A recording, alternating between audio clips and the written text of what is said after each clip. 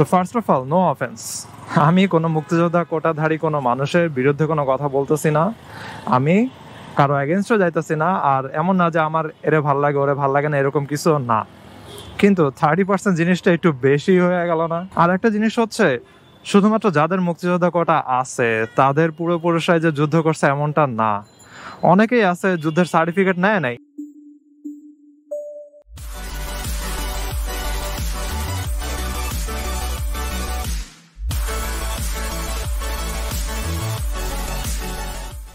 এই WhatsApp everyone, সবাই কেমন আছেন? এখন আমি আছি এই যে জায়গার নাম লেখাই আছে, ওয়েস্ট ধানমন্ডি শঙ্কর, ঢাকা।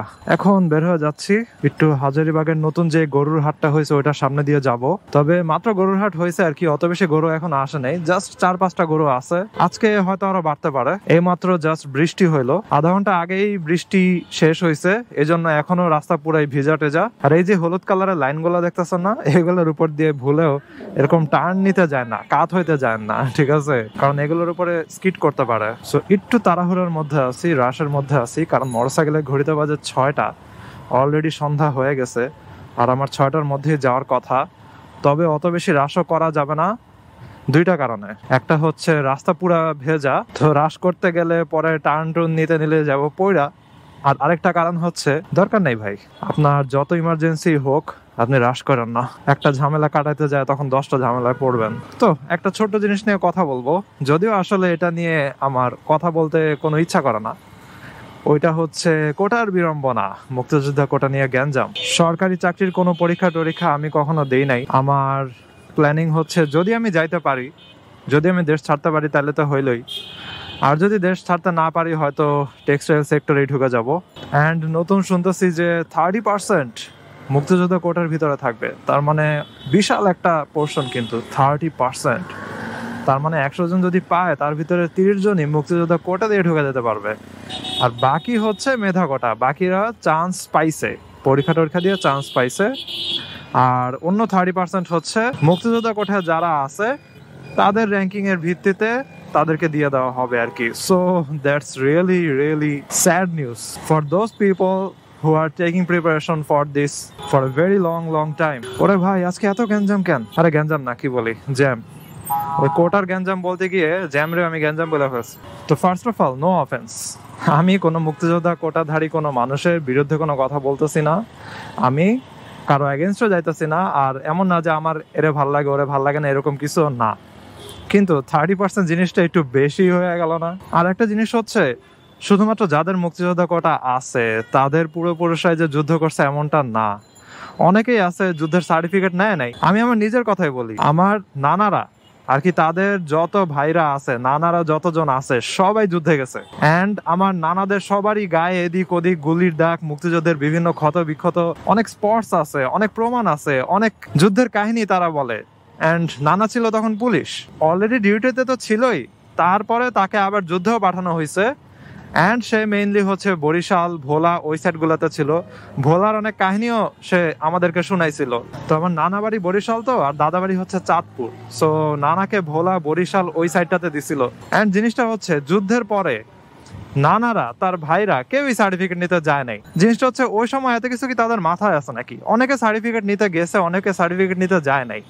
তো কেউ তো হচ্ছে ফিউচারের কথা চিন্তা করে, ফিউচার কোনো ফ্যাসিলিটিস পাওয়ার কথা চিন্তা করে তো যুদ্ধে যায় নাই। যুদ্ধে গেছে কি দেশের জন্য আর কি। দেশে যুদ্ধ লাগছে, এখন দেশে বাঁচাইতে হবে, নিজের ফ্যামিলিরে বাঁচাইতে হবে, না হলে পাকিস্তানিরা এসে সবাইরে পাশবিক অত্যাচার করবে। এসব কারণে নিজের ফ্যামিলিকে বাঁচাইতে, নিজের দেশকে বাঁচাইতে তো হচ্ছে যুদ্ধে গেছে। তার আগে এত কিছু চিন্তা করছে, আচ্ছা এই যুদ্ধ শেষ হওয়ার পরে আমরা যদি জিতি তাহলে আমরা সরকার থেকে অনেক ধরনের ফ্যাসিলিটিস পাবো, এই পাবো সেই পাবো। এসব চিন্তা করে কি গেছে নাকি? এসব চিন্তা যদি করে তাহলে তো যুদ্ধই জিততে পারবে না। কিছু মানুষ যাবে, কিছু মানুষ যাবে না। কিছু মানুষ বলবে, আচ্ছা যুদ্ধে জিততে পারবো নাকি তারই তো ঠিক নেই, তাহলে আমি তো ফ্যাসিলিটিস পাবো না, তাহলে দরকার নেই যুদ্ধ যাওয়ার। এইসব কথা কেউই চিন্তা করে নাই। সবাই চিন্তা করছে, আমার ফ্যামিলিরে বাঁচাইতে হবে, আমার দেশে বাঁচাইতে হবে, আমার মাদারল্যান্ডের উপরে যত অত্যাচার চলতেছে এগুলা সব রক্ষা করা লাগবে। যাই হোক, সো কিছু মানুষ সার্টিফিকেট নিতে গেছে, কিছু মানুষ নিতে যায় নাই। এগুলো নিয়ে প্রচুর মিমস হইতাছে, অনেক মানুষের অনেক ধরনের ট্রল করতেছে যে আমার নানা তো সার্টিফিকেট নিতে যায় নাই, তাহলে এখন আমার কি হবে, এই সেই। আবার অনেকে বলতেছে যে টাইম মেশিনে করে মুক্তিযুদ্ধের 1 বছর আগে গিয়ে দাদাকে বলবো যে শোনো তোমার কিন্তু যুদ্ধে যাইতেই হবে। তারপর আরেকটা মিম দেখছি, টাইম মেশিনে করে 1970 সালে গিয়ে পৌঁছাইছে, পৌঁছায় নানাকে বলছে অথবা দাদাকে বলছে যে শোনো তোমার কিন্তু যুদ্ধে যাইতে হবে মাস। দাদা বলছে ওকে ঠিক আছে যুদ্ধে যাব। এরপরে কি হয়েছে, দাদা যুদ্ধে গেছে, যুদ্ধে গিয়ে শহীদ হয়ে গেছে। আর যে টাইম মেশিনে করে গেছিল, যে নাতি, তার অস্তিত্ব নাই হয়ে গেছে। কারণ নানাই যদি না থাকে, অর্থাৎ নানার যদি কোনো বাচ্চাই না হয়, তাহলে নাতি কেমন হবে?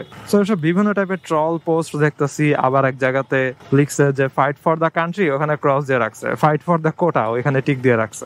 যাই হোক, আগে আমি বলছি যে নো অফেন্স, মুক্তিযুদ্ধ কোটাতে মানুষ ফ্যাসিলিটি পাবে, দ্যাটস গুড। যে ফ্যাসিলিটিসই পাক না কেন, দ্যাটস রিয়েলি গুড। কিন্তু যেই পরীক্ষাটা বাংলাদেশের one of the biggest exam, যেখানে হচ্ছে আর কি যত বেকার মানুষ আছে, যত সাবজেক্টের মানুষ আছে, ম্যাক্সিমাম মানুষের এই পরীক্ষা দেয়, ওইখানে 30%ই যদি মুক্তিযোদ্ধা কোটার পোর্শন হয়ে যায়, তাহলে তাদের কাছে তো এটা নিয়ে রাগ লাগবেই, তারা এটা নিয়ে দ্বিমত পোষণ করবেই। যাই হোক, আটকায় আছে এই গ্যাঞ্জামের ভিতরে। আর এদিকে লাগাইছে হচ্ছে সিএনজি স্ট্যান্ড। এখানে সিএনজি গুলা সব সিরিয়াল বাইদা দাঁড়া থাকে, আর হচ্ছে সিরিয়াল বাইদা সব যাত্রী উঠে। এই যে দেখেন, সব সিএনজি সিরিয়াল বাইদা দাঁড়া আছে রাস্তার দুই সাইডে। রাস্তারে বানা দিছে তারা ছোট, এই লাগছে হচ্ছে জ্যাম। কাদের দোষে আমরা সাফার করি রে ভাই?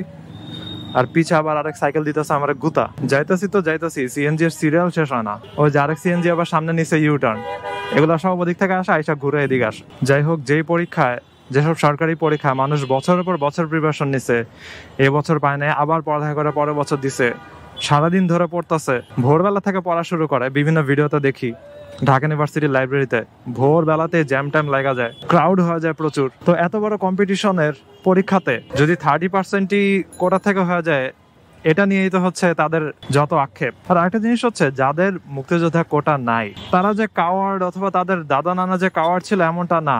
এমনও হইতে পারে যে ওই সময় এসব জিনিস মাথায় আসা নেই, যে আমার এরকম এগুলো সার্টিফিকেট নেওয়া লাগবে অথবা এই সেই। তারপর অনেকের মনে করেন মুক্তিযুদ্ধের সময় বাবা ছিল না, ঠিক আছে, তো মা ছিল। সো ওই মা মনে করেন মুক্তিযোদ্ধাদেরকে সাহায্য করছে বিভিন্ন ভাবে। সে হয়তো মনে করেন সার্টিফিকেট নেয় নাই অথবা ওরকম ভাবে রিকগনিশন পায় নাই। তাই বলে কি তারা কাওয়ার্ড ছিল? না।